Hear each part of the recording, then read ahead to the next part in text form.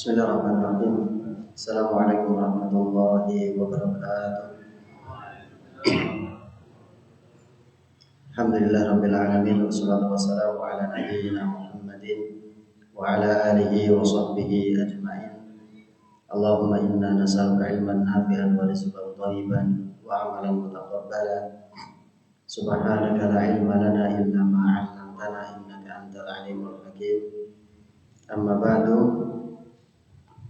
Ya ayyuhalladzina amanu taqullaha haqqa tuqatih wa la tamutunna illa wa antum muslimun.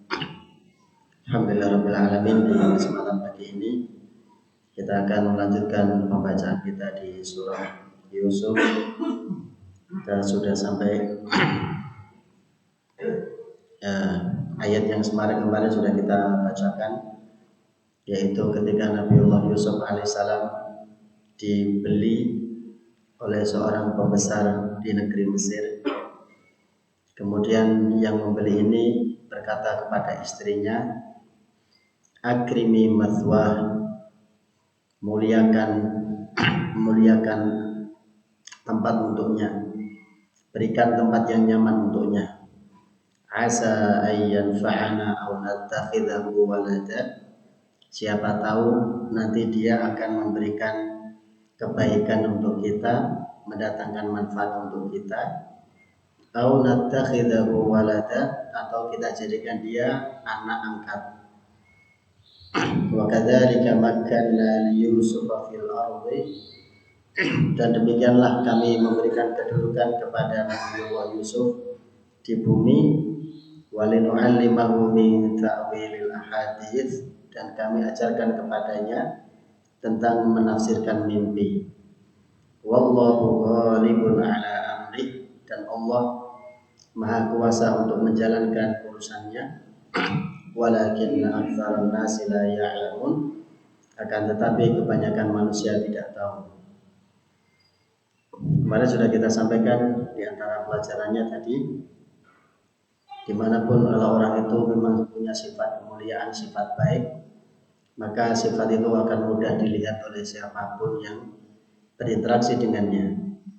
Sang pembesar Mesir ini baru pertama melihat Yusuf kecil, tapi sekali melihatnya, kemudian dia punya rasa optimis yang tinggi bahwa anak ini nanti akan memberikan kebaikan untuk kita. Kemarin sudah kita sampaikan, ada 3 orang manusia yang firasatnya sangat kuat dan firasatnya sangat tepat. Kemudian kita sampaikan juga masing-masing akan mendapatkan balasan perbuatannya. Ketika mereka orang-orang yang musafir kafilah yang lewat kemudian menemukan Nabi Yusuf, tapi cuma memperlakukan Nabi Yusuf sebagai budak yang dijual dengan harga murah. Berbeda dengan Al-Aziz, pembesar Mesir ini, begitu mendapatkan Nabi Yusuf, dia memperlakukannya dengan sangat terhormat, dengan sangat mulia. Maka cara perlakuan yang berbeda ini juga menentukan balasan yang berbeda.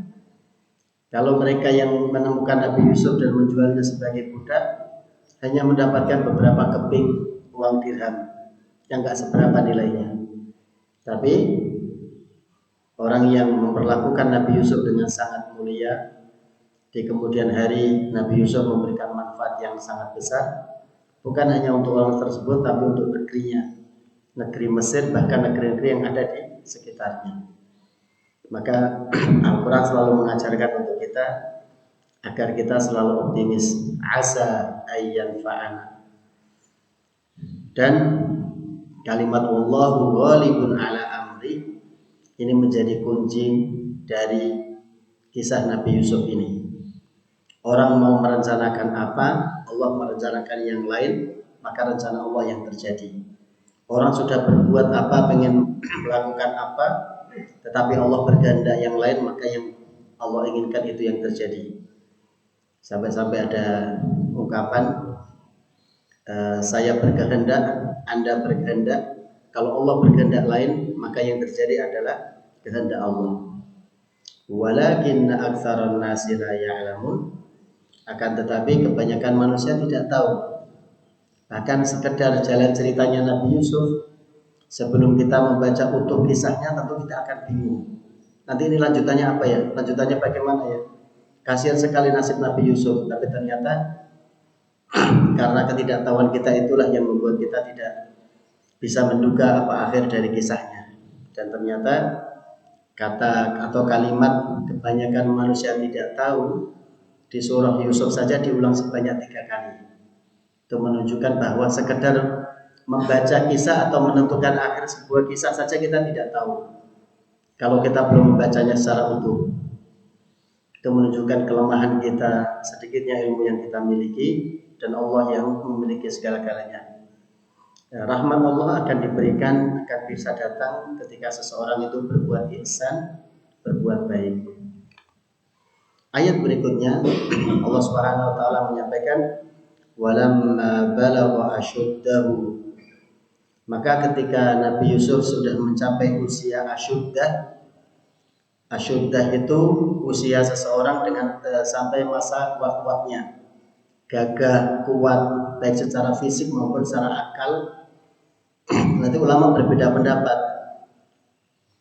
Usia asyuddah, usia kuat itu berapa? Ya, minimal disebutkan dimulai dari usia 18 tahun. Jadi nanti ulama berbeda pendapat. Usia berapa Nabi Yusuf yang disebutkan di ayat ini? Ada yang mengatakan paling minimal usia 18 tahun. Nanti ada yang mengatakan sampai usia 33 tahun. Ketika Nabi Yusuf sudah mencapai usia kuatnya, atainahu hukma wa ilma, maka kami memberikan kepadanya hikmah atau hukum, yaitu kenabian, wa ilma dan ilmu atau pengetahuan. Wa kadzalika najzil muhsinin, dan begitulah kalau orang itu berbuat ihsan, berbuat baik, dan kita tahu puncak ihsan itu adalah puncak tertinggi dalam ibadah kita.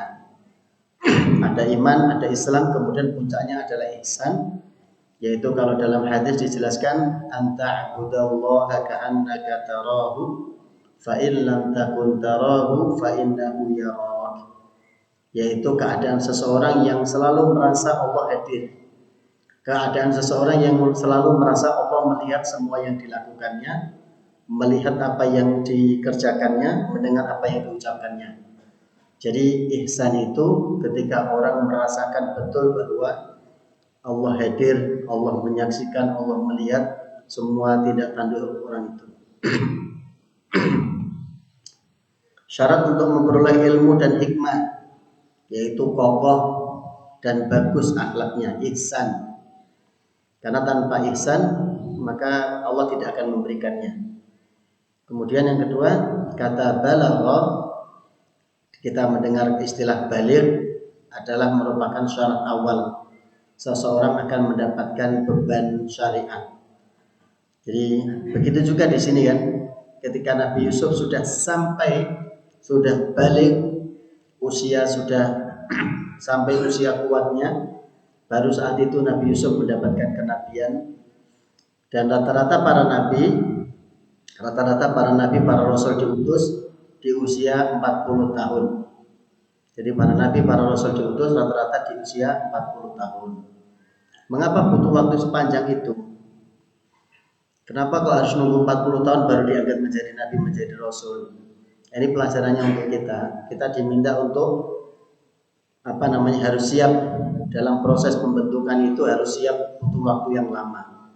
Kan bagi Allah sangat mudah memberikan atau menjadikan sesuatu itu diberikan dengan sangat cepat, kan sangat mudah. Tapi kan pelajarannya untuk kita jadi tidak ada. Karena kalau kita mengerjakan sesuatu secara instan, pengennya cepat-cepat, ya malah nggak dapat.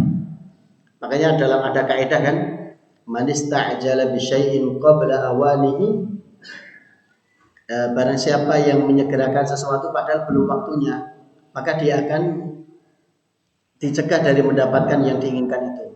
Misalkan kita pengen makan buah mangga yang manis, yang lezat, belum masak, belum matang pohon kok sudah diambil. Ya akhirnya kita nggak dapat itu buah yang matang, rasanya manis, manisnya manis alami. Jadi kalau menginginkan sesuatu kok buru-buru, belum waktunya sudah dipetik, sudah diambil, sudah dipanen, belum selesai prosesnya kok sudah dijadikan begitu saja. Dalam proses pembelajaran juga begitu. Kadang kan banyak ya di kita itu buru-buru, begitu seorang anak sudah kelihatan satu bakatnya buru-buru dimunculkan. Buru-buru dimunculkan, setelah itu nggak tahu nanti akhir berikutnya apa. Kalau kita lihat misalkan acara di televisi, bukannya tidak baik, hanya saja memang belum waktunya. Anak-anak kemudian dilombakan, lomba tahfidz, 1 juz, 2 juz, 30 juz bahkan. Buru-buru dimunculkan, buru-buru ditampilkan, sementara anak ini belum siap. Yang dimiliki hanya satu bagian kecil dari interaksinya dengan Al-Quran, yaitu menghafal, tapi tiba-tiba buru-buru dimunculkan. Begitu dia sudah terkenal kan jadi waktunya susah untuk menambah ilmu berikutnya, untuk melanjutkan ke pembelajaran ilmu berikutnya, jadi tidak ada waktu lagi karena sudah terlanjur terkenal. Ya kalau dia bisa terkenal terus, kalau tiba-tiba bakatnya sudah nggak dipakai lagi, bakatnya sudah tidak dibutuhkan lagi, apalagi kita tahu televisi kan. Jadi kalau sesuatu itu sudah habis, ibaratnya manisnya sudah disedot, sudah bisa dilepek gitu saja. Berapa banyak orang yang tiba-tiba tenar setelah itu hilang, bahkan mengorbankan karirnya. Dulu seorang tentara atau apa bisa nyanyi, muncul sebentar, tahu hilang. Nasibnya nggak jadi tentara, nggak jadi penyanyi juga. Jadi kan yang begitu kan banyak kita lihat. Kenapa? Karena belum waktunya. Yang bisa bertahan adalah mereka yang kokoh, yang kuat. Bahkan dalam urusan dunia juga begitu kan. Hari ini kalau urusan dunia yang kita lihat para artis, yang mereka yang kokoh tetap menjadi artis ya karena mereka punya banyak talenta, bukan cuma satu, bisa nyanyi bisa nyanyi saingannya banyak, atau bisa apalagi itu urusan dunia, apalagi urusan akhirat. Walaupun tentu dalam urusan akhirat kita bukan mencari ketenaran, tapi yang kita perhatikan kata tadi loh, berlama-lama dalam proses. Para nabi saja loh butuh 40 tahun untuk bahasa kita digodok di kawah condro mukol kalau bahasa Jawanya. Butuh dididik oleh Allah SWT 40 tahun. Baru setelah dididik siap, baru diberikan risalah untuk menjadi nabi, menjadi rasul. Tugasnya Nabi Muhammad cuma 23 tahun. Tapi persiapannya untuk menjadi nabi butuh 40 tahun. Kan lebih lama prosesnya daripada berkaryanya. Nabi Yusuf tidak dipuji karena wajahnya, tapi karena akhlaknya. Kemarin sudah kita sampaikan, beliau dianugerahi setengah dari ketampanan, tetapi bukan itu yang terkenal dari Nabi Yusuf, tapi karena kemuliaan akhlak dan budi pekertinya. Barang siapa yang beribadah kepada Allah dengan baik di masa mudanya, maka Allah akan memberikan kebijaksanaan kepada orang tersebut di masa tuanya. Man ahsana ibadatallahi fi syabibatihi, barang siapa yang bagus dalam beribadah kepada Allah saat masih muda, saat masih kuat, saat ketika godaan-godaan itu banyak kok dia kuat beribadah kepada Allah, tidak mudah tergoda, tidak mudah tergelincir, tidak mudah ikut-ikutan, maka ketika di masa yang muda ini kok dia beribadah dengan sangat baik, nanti Allah akan berikan hikmah, kebijaksanaan ketika dia di masa tuanya. Ini kalimat dari Al-Imam Hasan Al-Basri rahimahullah ta'ala. Ayat berikutnya bicara tentang ujian yang lain yang dialami oleh Nabi Yusuf alaihissalam, yaitu kisah ketika nanti Nabi Yusuf digoda atau dirayu oleh wanita yang tadinya mau menjadi ibu angkat.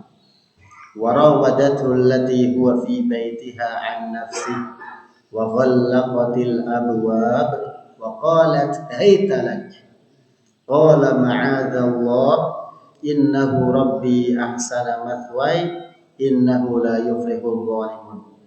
Wa rawadathu allati huwa fi baitiha, dan si wanita yang ada di rumahnya menggoda Nabi Yusuf di dalam rumahnya, digoda untuk berbuat zina. Wa ghallaqatil abwab, dan dia menutup pintu kamarnya dengan sangat rapat. Pintunya ada 7, ditutup semua dengan sangat rapat. Wa qalat haytalak, lihat yang dilakukan dengan rayuan, dengan digoda, kemudian kondisi rumahnya atau kamarnya sepi, tidak ada orang, cuma mereka berdua, sudah begitu pintu ditutup rapat semuanya. Jadi yang dilakukan di dalam ya tidak akan kedengaran sampai di luar, tidak akan ketahuan sampai di luar. Sudah begitu dia yang memulai duluan. Wa qalat haytalak.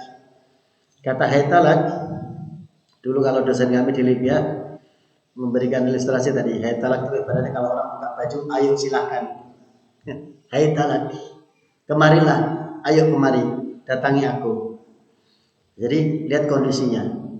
Beliau masih muda, tampan, yang ada di hadapannya juga wanita yang juga masih muda, cantik, kemudian di tempat yang sepi, tidak ada seorang pun, apalagi dia seorang penguasa, istri dari penguasa punya kedudukan. Jadi terkadang orang itu kalau punya kekuasaan, bahkan seorang wanita sekalipun, kadang suka memaksakan kehendaknya, walaupun tidak semuanya. Bahkan urusan hati saja dipaksakan. Urusan hati saja dia paksakan kepada siapa yang dia inginkan. Maka dalam ini tentu ujian yang sangat berat. Makanya Nabi Muhammad SAW menyampaikan, satu di antara 7 golongan yang nanti mendapatkan naungan Allah di hari kiamat, salah satunya adalah syabun, yaitu seorang pemuda yang digoda oleh seorang wanita yang punya kedudukan, punya kecantikan, kemudian dia mengatakan aku berlindung kepada Allah. Ini persis kisahnya Nabi Yusuf alaihissalam. Jadi di antara 7 orang yang nanti mendapatkan naungan di hari kiamat, ketika tidak ada siapapun yang sanggup memberikan naungan adalah anak muda. Usianya masih muda, gairahnya masih besar, syahwatnya juga masih penuh kuat. Digoda oleh seorang wanita yang cantik, punya kedudukan, tapi dia bisa menepisnya, bisa menolaknya, bahkan mengatakan aku berlindung kepada Allah, maka inilah yang nanti akan mendapatkan naungan di sisi Allah Subhanahu wa taala. Jadi itu tadi kondisinya. Ketika dalam kondisi seperti itu, Nabi Yusuf justru mampu mengendalikan dirinya dengan mengatakan qala ma'adzallah. Beliau mengatakan dengan tegas, ma'adzallah, aku berlindung kepada Allah. Aku berlari menuju kepada Allah dari perbuatan buruk ini. Innahu rabbi ahsana mathwai. Sesungguhnya Rabbi di sini adalah Tuanku, yaitu Tuhan yang telah membawaku, membeliku. Ahsana mathwai, dia telah memperlakukanku dengan baik. Ini tadi yang kita sampaikan, semua akan memanen dari perbuatannya.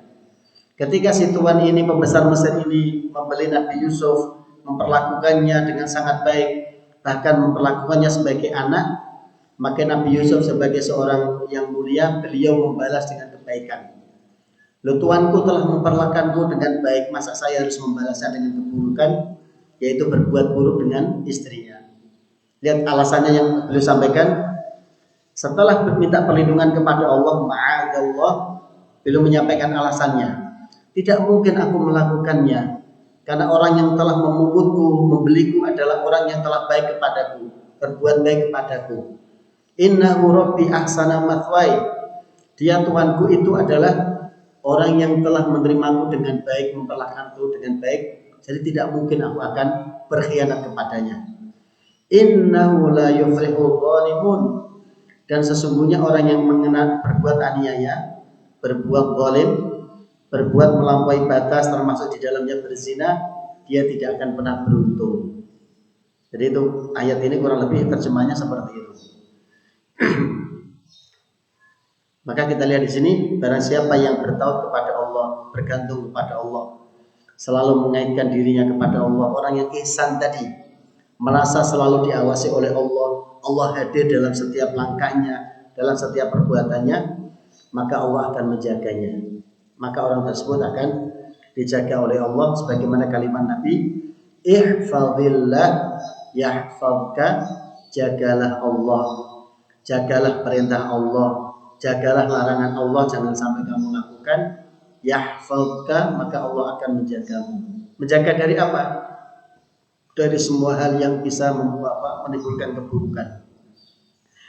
Yang kedua, jika ada berita buruk menimpa orang baik, maka dahulukan husnul dzan. Kita tahu di awal tadi, di ayat sebelumnya, Allah menyampaikan tentang kebaikan-kebaikan Nabi Yusuf, baru menyampaikan tentang kisah Nabi Yusuf digoda. Artinya Allah ingin memberikan mukadimah dulu bahwa Nabi Yusuf itu orang yang mulia, orang yang ihsan, orang yang baik, orang yang bertakwa kepada Allah. Jadi nanti kalau di belakangnya ada perbuatan yang buruk yang menyangkut dirinya, pasti bukan dia yang melakukannya, pasti bukan dia yang memulainya. Jadi seolah-olah Allah memberikan kesaksian bahwa tidak mungkin kalau ada keburukan itu yang melakukannya adalah Nabi Yusuf, tidak mungkin.